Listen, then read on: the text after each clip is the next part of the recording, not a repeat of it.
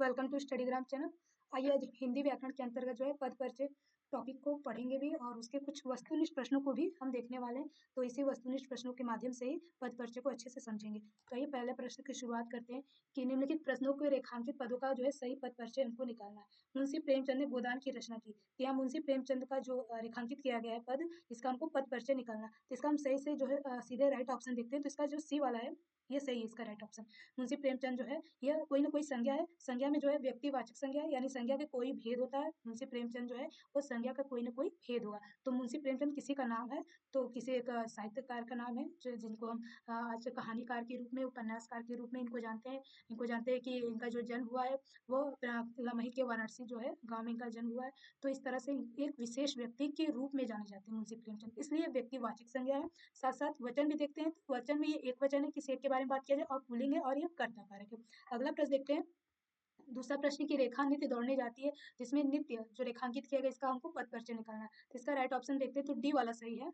D वाला सही, यानी जो नित्य है वो कैसा शब्द है, तो अविकारी है, यानी कि अव्यय है। अविकारी अव्यय क्या होता है, जो किसी स्थिति में नहीं बदलता है, जो भी किसी भी परिस्थिति में न बदले उसी को हम अविकारी या फिर अव्यय कहते हैं। और जो अव्यय होता है, यानी कि ये जो अविकारी होते हैं, ये होते हैं कुल 4 प्रकार के। 4 प्रकार के कौन कौन से होते हैं? एक क्रिया विशेषण अव्यय होता है, और एक परिमाणवाचक जो है अव्यय होता है, परिमाणवाचक नहीं क्या बोलते हैं, संबंध बोधक अव्यय होता है, और एक होता है विस्मयादि बोधक अव्यय, और एक होता है समुच्चय बोधक अव्यय। इस तरह से जो है अव्यय जो होते हैं वो 4 प्रकार के होते हैं। इसमें जो नित्य दौड़ते हैं ये कौन सा अव्यय होगा? ये कालवाचक क्रिया विशेषण के अंतर्गत आएगा, यानी क्रिया की विशेषता बता रहा है कि दौड़ा किस तरह से जा रहा है, तो नित्य दौड़ा जाने, नित्य मतलब रोज दौड़ा जा रहा है। ये समय के बारे में, नित्य कैसा शब्द है, ये समय के बारे में, यानी किसी काल के बारे में बताया जा रहा है, समय के बारे में बताया जा रहा है, तो इसलिए ये कालवाचक होगा, कालवाचक क्रिया विशेषण। और दौड़ने जाती है उसकी क्रिया की विशेषता को बता रहा है, तो इस तरह से ये क्रिया विशेषण होगा। क्रिया विशेषण के भी जो भेद होते हैं, ये भी जो होते हैं क्रिया विशेषण के ये भेद भी होते हैं, ये 4 होते हैं। एक होता है कालवाचक, दूसरा होता है स्थानवाचक। स्थानवाचक जो है क्रिया विशेषण, स्थानवाचक जो है क्रिया विशेषण, और एक होता है कालवाचक स्थानवाचक है रीतिवाचक। रीतिवाचक जो है क्रिया विशेषण होता है। कालवाचक, स्थानवाचक, रीतिवाचक, और एक है परिमाणवाचक, यानी इसमें मापतोल के बारे में बात किया जाता है। चलिए अगला प्रश्न देखते हैं। बागों में फूल खिलते हैं, अब खिलने का जो है सही पद परिचय बताना है। तो खिलना क्या है, तो इसका राइट ऑप्शन पहुंचने से पहले हम इसको एलिमिनेट करते हैं, यानी कौन सा इसमें नहीं हो सकता है। तो इसमें सारी क्रियाएं दिया गया है, तो खिलना तो कोई ना कोई क्रिया है, तो इसमें देखते हैं खिलना क्रिया है तो कौन सा सकर्मक है कि अकर्मक है। तो इसमें हम जानते हैं कि खिलना जो है वह जो है अकर्मक क्रिया में, अकर्मक क्रिया के अंतर्गत आएगी। तो इसका जो पहला बी वाला ये ऑप्शन सही होगा, यानी ये सकर्मक नहीं होगा। खिलना वो अपने आप खिलता है, यानी किसी कर्म की आवश्यकता ना पड़ती है उसे अकर्मक क्रिया, तो खिलना एक अकर्मक क्रिया है। साथ साथ खिलते हैं, बहुत सारे फूल खिलते हैं, इस तरह से जो वाक्य प्रयोग कर सकते थे, ये बहुवचन है। फिर क्या है, खिलना क्या है, पुल्लिंग है, खिलते नहीं है बल्कि खिलना है, पुरुष जाति का बोध करा रहा है। और ता है, ती है, ते ऐसे शब्द जो है वर्तमान काल के अंतर्गत आते हैं, और ये कर्तृवाच्य यानी कि कर्ता का ही इसमें प्रयोग हो रहा है। आगे देखते हैं अगला प्रश्न। लाल गुलाब देखकर मन खुश हो गया, इसका सही पद परिचय बताना है। तो लाल शब्द का जो आपको पद परिचय निकालना है, तो इसमें कोई ना कोई विशेषण होगा, तो इसमें विशेषण ही दिया गया है। तो इसमें देख सकते हैं कि कौन सा पहले इसमें ऑप्शन नहीं हो सकता। तो जो लाल है, तो यहाँ पे कोई संख्या की बात नहीं हो रही, यहाँ पे कोई लाल है, ये कोई संख्या नहीं है, तो इस तरह से पहला ऑप्शन तो कट गया। फिर इसके बाद कोई परिमाण भी नहीं, लाल जो शब्द है ये कोई परिमाण मापतोल की बात नहीं कर रहा है, तो ये भी कट गया। अब बचा दो, गुणवाचक विशेषण दोनों में दिया होगा, तो ठीक है गुणवाचक विशेषण हो सकता है। लाल गुलाब को देख करके बहुवचन इसमें भी दिया है, बहुवचन इसमें भी दिया है, तो ये भी हो सकता है। अब दिया है कि पुल्लिंग लिंग है कि स्त्रीलिंग है, तो इसका जो राइट आंसर है तो ये बी वाला ही सही होगा, क्योंकि लाल है तो लाल के बारे में पुरुष जाति का बोध हो रहा है, यहाँ लाली की बात नहीं हो रही है। तो लाल है तो यहाँ पर पुल्लिंग के बारे में बात हो रहा है, यानी पुरुष जाति का बोध हो रहा है। और गुलाब जो है विशेष का विशेष है, तो इसमें सभी सही स्त्रीलिंग ना होकर ये पुल्लिंग है, तो इसका राइट ऑप्शन जो है बी वाला सही होगा। क्या है, गुणवाचक विशेषण, गुणवाचक विशेषण बहुवचन पुल्लिंग, और गुलाब विशेष का विशेषण। अगला प्रश्न देखते हैं पांचवा, कि राधिका ने आपको बुलाया है। तो इसमें आपको बुलाया यह किस तरह का जो है, आपको जो शब्द है पद है, इसका सही पद परिचय निकालना है। तो आपको जो शब्द है ये कोई संज्ञा नहीं होगा, तो इसमें सारे सर्वनाम ही दिए हैं। तो अब सर्वनाम में भी देखेंगे कौन सा सर्वनाम होगा, प्रथम है कि निज है कि मध्यम है कि उत्तम है। तो इसमें हम देखेंगे कि जो आपको शब्द है इसमें कोई निजता की बात नहीं हो, कोई निजवाचक सर्वनाम नहीं हो सकता, बिल्कुल नहीं हो सकता, इसमें बी वाला ऑप्शन कट गया अपने आप। फिर इसमें आप जो आपको दिया है, इसमें उत्तम पुरुषवाचक में क्या होता है, उत्तम पुरुष में होता है मैं या हम रहना चाहिए, तो मैं हम तो दिया नहीं, इसमें तो आप दिया, आप जैसे शब्द का प्रयोग किया गया, तो यह भी नहीं हो सकता, तो दो ऑप्शन अपने आप कट गए। अब प्रथम पुरुष में क्या होता है, प्रथम पुरुष को ही हम उत्तम पुरुष कहते हैं। जो सर्वनाम होते हैं, सर्वनाम कुल होते हैं 6, सर्वनाम जितने होते हैं वो सर्वनाम जो होते हैं वो कुल 6 होते हैं। सर्वनाम कितने होते हैं, सर्वनाम जो होते हैं वो 6 होते हैं, और 6 में जो पहला वाला सर्वनाम है वो पुरुषवाचक सर्वनाम है, और पुरुषवाचक जो सर्वनाम होते हैं यह भी होते हैं 3 होते हैं। पुरुषवाचक सर्वनाम कितने होते हैं, तो पुरुषवाचक सर्वनाम 3 होते हैं। प्रथम पुरुष होता है, पहला होता है प्रथम पुरुष, और इसे ही प्रथम पुरुष को हम कहते हैं उत्तम पुरुष, चाहे प्रथम पुरुष बोले चाहे उत्तम पुरुष बोले। फिर दूसरा होता है मध्यम पुरुष, मध्यम पुरुष होता है। और तीसरा होता है अन्य पुरुष, तीसरा क्या है, अन्य पुरुष।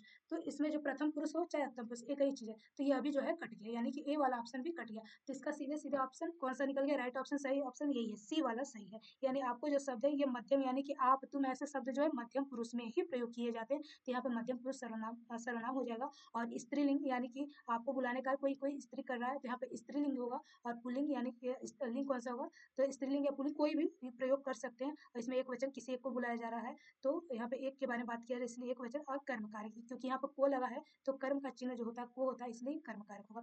अगला प्रश्न देखते हैं कि रिया पटना जा रही है। अब रिया शब्द का जो है हमको सही पद परिचय निकालना है, रेखांकित किया गया है। तो इसका सीधे राइट ऑप्शन देखते हैं। तो राइट ऑप्शन देखने से पहले हम इसको ऑप्शन को हटाने का काम करते हैं। तो रिया पटना जा रही है, रिया किसी न किसी का नाम होगा, यहाँ पे किसी जाति के बारे में बात नहीं हो रहा, संज्ञा तो है लेकिन ये कोई जातिवाचक संज्ञा नहीं होगा। रिया किसी का नाम है, भाव की बात नहीं हो रही, तो भाव भी कट गया, ये भी कट गया। तो सीधे सीधा हमारा जो सही ऑप्शन आ गया, अपने आप निकल गया कि यह व्यक्तिवाचक संज्ञा होगा, स्त्रीलिंग होगा, एक वचन होगा, कर्ता कारक होगा। रिया क्या किसी का नाम है तो व्यक्तिवाचक, रिया किसी स्त्री, कोई स्त्री है तो स्त्रीलिंग हो जाएगा। और रिया किसी एक के बारे में बात की जाए तो एक वचन है और ये कर्ता कारक। पटना जाने का कोई रिया करे इसलिए कर्ता कारक हो गया। अगला प्रश्न देखते हैं कि राखी से मैं कल यही मिला था। तो इसमें बोल रहा है कि मिलना, जो मिला शब्द है इसका सही शब्द का हमको पद परिचय निकालना है। तो मिलना ये कोई ना कोई क्रिया है। तो क्रिया देखिए सारे ऑप्शन में दिया है, कि ऐसा कोई ऑप्शन है कि जिसमें क्रिया ना दिया। तो सारे ऑप्शन में क्रिया दिया है। तो जो क्रिया होता है वो दो होते हैं, दो क्रिया होती है। कौन सी होती है, एक होता है सकर्मक क्रिया, सकर्मक क्रिया, एक होता है अकर्मक क्रिया। सकर्मक क्रिया जिसमें कर्म जो होता है वो साथ साथ चलता है। कर्म क्या है, साथ साथ चले, यानी कर्ता के साथ जो है कर्म का होना आवश्यक होता है, उसे सकर्मक। और कर्म क्या होता है, जिसमें कर्म की आवश्यकता नहीं होती है। कर्म की आवश्यकता यानी कर्ता खुद ही अपने कार्य कर लेते हैं, इसमें कर्म की कोई भी आवश्यकता नहीं पड़ती है। तो राखी से मैं कल यही मिला था, तो मिलना किस तरह का है, इसमें कोई कर्म की आवश्यकता नहीं पड़ रही है। तो यहाँ पर सीधे जो होगा अकर्मक क्रिया होगी, सकर्मक नहीं होगा। तो ये वाला ऑप्शन कट जाएगा, अकर्मक इसमें भी दिया, इसमें भी दिया, इसमें भी दिया, तो सकर्मक कट जाएगा। तो इसलिए जो है तो इसमें कोई अकर्मक क्रिया होगा, तो सारे में अकर्मक दिया होगा। तो इसका सही राइट ऑप्शन देखते हैं, तो ये पहला वाला ही सही, यानी कि हमको काल भी देखना होगा। तो क्रिया होने के साथ साथ ये कर्मक क्रिया है, और ये पूर्ण भूतकाल है। मिला था यानी पहले से ही मिल चुका है, यानी कार्य हो चुका है, तो ये पूर्ण भूतकाल होता है। और भूतकाल भी जो होते हैं वो कुल 6 प्रकार के होते हैं। तो इस तरह से मिला जो है वो पूर्ण भूतकाल में आता है। और मिला के बाद मिली नहीं लिखा है, तो यहाँ मिला पुरुष जाति का बोध हो रहा है, तो यहाँ पुल्लिंग होगा। और किसी एक के बारे में बात किया जा रही है, एक वचन है और ये कर्तृवाच्य है। चलिए अगला प्रश्न देखते हैं। 8वां प्रश्न है कि राकेश 8वीं कक्षा में पढ़ता है। अब 8वें शब्द का जो सही पद परिचय निकालना है। तो 8वीं जो है ये संज्ञा नहीं होगा, सर्वनाम नहीं होगा, क्रिया नहीं होगा, अव्यय नहीं होगा। तो 8वीं जो शब्द है वो विशेषण होगा। तो विशेषण जो है आपके चारों ऑप्शन में जो है विशेषण दिया गया। तो विशेषण जो है 8वीं शब्द का हमको निकालना है विशेषण। तो ये कोई परिमाण यानी कि परिमाण की बात नहीं हो रही, कोई मापतोल की बात नहीं हो रही है, कोई निश्चयवाचक की बात, निश्चय की बात भी नहीं की जा रही है। यहाँ पे 8वीं के बारे में बात हो रही है। तो 8वीं में ये कोई संख्या है, तो संख्या में चाहे ए वाला होगा चाहे सी वाला होगा। तो इसमें देखते हैं ए या सी में से कौन सा हो सकता है। तो क्रम सूचक देखेंगे या आवृत्ति सूचक। तो इसमें देखते हैं कि आवृत्ति सूचक नहीं होगा। 8 गुना 6 गुना 7 गुना गुना गुना करके दिया रहता है, तो आवृत्ति सूचक हो सकता है, तो ये कि नहीं हो सकता। तो इसका जो राइट ऑप्शन सी वाला ही होगा, यानी विशेषण है, विशेषण संख्यावाचक और ये क्रम सूचक। 8वीं क्रम के बारे में बात कर रहा है, इसलिए क्रम सूचक। और 8वीं जो शब्द है वो स्त्री जाति का बोध हो रहा है, स्त्रीलिंग और एक वचन, यानी कोई एक शब्द के बाद कोई एक संख्या की बात हो रही है, इसलिए एक वचन। और कक्षा इसमें जो है कक्षा वो विशेष का कार्य करेगी, इसलिए इसका राइट ऑप्शन जो है सी वाला होगा। अगला प्रश्न देखते हैं कि बिल्ली गाड़ी के नीचे बैठी है। अब इसमें बताना है के नीचे जो शब्द है इसका सही पद परिचय निकालना है। तो इसमें देखते हैं कि संज्ञा सर्वनाम विशेषण है ही नहीं, तो इसका दिया है कि अव्यय होगा, यानी सारे ऑप्शन में अव्यय यानी कि अविकारी दिया। अव्यय बताया गया जो भी किसी स्थिति या परिस्थिति में नहीं बदलते, यानी परिवर्तन नहीं होता है, उसी को हम अव्यय कहते हैं। यानी किसी भी स्थिति में चाहे लिंग आ जाए, चाहे काल आ जाए, चाहे कुछ भी आ जाए, इसमें किसी भी स्थिति में वह नहीं बदलता है। चाहे लिंग के माध्यम से हो, चाहे काल के माध्यम से हो, चाहे वचन ही कुछ भी क्यों ना हो, यह किसी भी स्थिति में जो है अव्यय अपना रूप नहीं बदलता है, उसी को अव्यय या विकारी कहते हैं। तो यहाँ पर बताना है के नीचे, तो के नीचे में अव्यय जो होते हैं वो 4 होते हैं। तो अब देखते हैं कि ये संबंध बोधक है, योजक है कि योजक, इसमें कौन सा सही। तो यहाँ पे देखिए क्रिया विशेषण, कोई क्रिया की विशेषता नहीं बता रहा। गाड़ी के नीचे बैठे यहाँ पे कोई क्रिया की विशेषता नहीं बता रहा। और यहाँ पे कोई जो है कि योजक, योजक के बारे में कुछ ऐसा बात नहीं हो रहा है कि बिल्ली और गाड़ी को जोड़ रहा है, ये भी कोई ऑप्शन सही नहीं है। अव्यय योजक, ये भी कोई योजक वाली चीज की बात नहीं हो रहा है। तो ये अपने आप जो इसका राइट ऑप्शन निकलता है ये वाला सही होगा कि अव्यय है, अविकारी है। और अव्यय में ये संबंध बोधक अव्यय है, यानी जो बिल्ली है गाड़ी के नीचे, यानी बिल्ली का जो संबंध वो गाड़ी के नीचे उसका संबंध बताया जाए, यानी एक सब दूसरे संबंध से जोड़ रहे हैं, यानी उसका संबंध रिलेशन स्थापित कर रहे हैं, इसलिए यहाँ पे जो संबंध बोधक हो जाएगा। और गाड़ी से क्योंकि संबंध, बिल्ली का जो संबंध है वो गाड़ी के नीचे से संबंधित है, तो यहाँ के नीचे जो है वो आपका संबंध एका के की जैसे हम लोग कारक में पढ़ते हैं तो संबंध कारक का जो चिन्ह होता है वो का, के, की, तो इस तरह से के भी पकड़ के आप के शब्दों को भी पकड़ करके कारक चिन्हों को पकड़ करके आप जान सकते हैं कि यह संबंध कारक से संबंधित है, इसलिए ये जो है संबंध बोधक अव्यय होगा। अगला प्रश्न चलिए देखते हैं। 10वां प्रश्न कि अभिषेक किसे देख रहा है। अब किसे जो है शब्द का हमको पद परिचय निकालना है, तो इसमें देखते हैं कि किसे जो है ये कोई ना कोई सर्वनाम होगा, तो सब सारे ऑप्शन में जो है सर्वनाम दिए गए हैं, सारे ऑप्शन सर्वनाम दिएंगे। तो किसमें अभिषेक किसे देख रहा है, तो यहाँ पर हम देख रहे हैं कि यहाँ पर कोई सर्वनाम जो होते हैं वो 6 होते हैं, तो यहाँ पर किसी का प्रकार नहीं दिया गया, सर्वनाम तो दिया लेकिन यहाँ पर प्रकार नहीं दिया गया, तो प्रकार केवल एक ही दिया है, वो दिया है प्रश्नवाचक सर्वनाम, यानी प्रश्न पूछा जा रहा है। तो यहाँ पर स्त्रीलिंग पुल्लिंग ऐसे दे दिया गया है, तो यहाँ पर सबसे पहले जब हम सर्वनाम निकालेंगे तो उसके सीधे हम बाद भेद निकालेंगे, न कि हम लिंग वचन कारक पता करेंगे। सर्वनाम को निकालने के बाद हम उसके भेद तुरंत निकालते हैं, तो यहाँ पर कोई कहीं भी पहले उसके बाद भेद या प्रकार नहीं निकल रहा, केवल एक ही ऑप्शन में निकल रहा है, वो है डी वाला ऑप्शन में कि सर्वनाम के बाद उसके प्रकार यानी भेद निकलना है तो प्रश्नवाचक सर्वनाम होगा, तो इसका राइट ऑप्शन अपने आप जो है डी वाला ही सही होगा। तो प्रश्नवाचक सर्वनाम है, किसे देख रहा है, किसी एक के बारे में बात किया जाए इसलिए एक वचन होगा, और अभिषेक किसे देख रहा है यानी किसी न किसी कर्म पर उसका प्रभाव पड़ा, अभिषेक का प्रभाव किसी न किसी पर पड़ रहा है, इसलिए कर्म कारक होगा। अभिषेक किसी को देख रहा है, तो यहाँ पे जो को शब्द भी वो हिडन है, छिपा हुआ है, इस तरह से ये कर्म कारक होगा। अगला प्रश्न देखते हैं कि घोड़ा तेज दौड़ रहा है। अब तेज शब्द का हमको पद परिचय सही से निकालना है, तो इसमें जो घोड़ा शब्द है, घोड़ा तेज दौड़, तेज इसमें क्या है, अव्यय है, यानी तीनों में अव्यय लिखा है, डी ऑप्शन से कोई मतलब नहीं है, तो हम देखते हैं कि इसका जो राइट ऑप्शन है वो अव्यय है, और तेज दौड़ रहा है, तेज कोई कालवाचक समय की बात नहीं हो रहा है और रीति की भी बात नहीं हो रहा है, इसमें कोई रीति की भी बात नहीं, इसमें रीति की बात हो रहा है और स्थान यानी तेज जो है कोई स्थान नहीं है, तेज जो शब्द है वो कोई स्थान कोई जगह के बारे में बात नहीं हो रहा, कोई समय के बारे में बात नहीं हो रहा। यहाँ पर जो तेज है ये कैसे बात कर रहा है, रीति के बारे में, यानी जो क्रिया का जो ढंग है, उसकी जो शैली है, उसकी जो पद्धति यानी जो घोड़े की दौड़ने की पद्धति है वो कैसी है, तेज है, धीमी है, किस तरह की है, तो वो बताई जा रही है। तो यहाँ घोड़े की जो क्रिया का जो ढंग बताया जा रहा है वो तेज बताया जा रहा है, यानी जो कार्य करने की शैली वो तेज है, इसलिए रीतिवाचक होगा। और क्रिया विशेष यानी क्रिया की विशेषता को बता रहा है, दौड़ किस तरह से रहा, तेज दौड़ा, तो ये क्रिया विशेषण हो जाएगा और दौड़ना उसकी क्रिया की विशेषता हो जाएगी, तो इस तरह से इसका बी ऑप्शन जो है राइट होगा।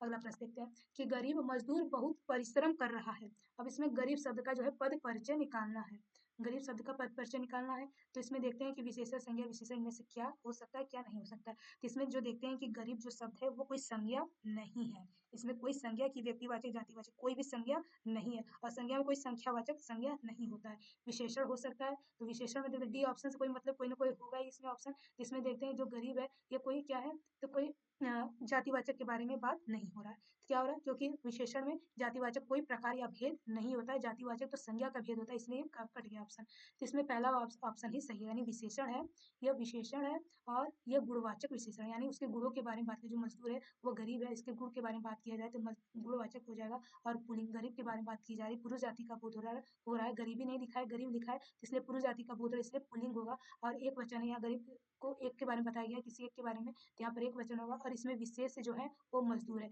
गरीब मजदूर, गरीब क्या है विशेषण हो जाएगा और मजदूर उसका विशेष हो जाएगा, इसलिए इसका राइट ऑप्शन जो है पहला वाला ही सही होगा।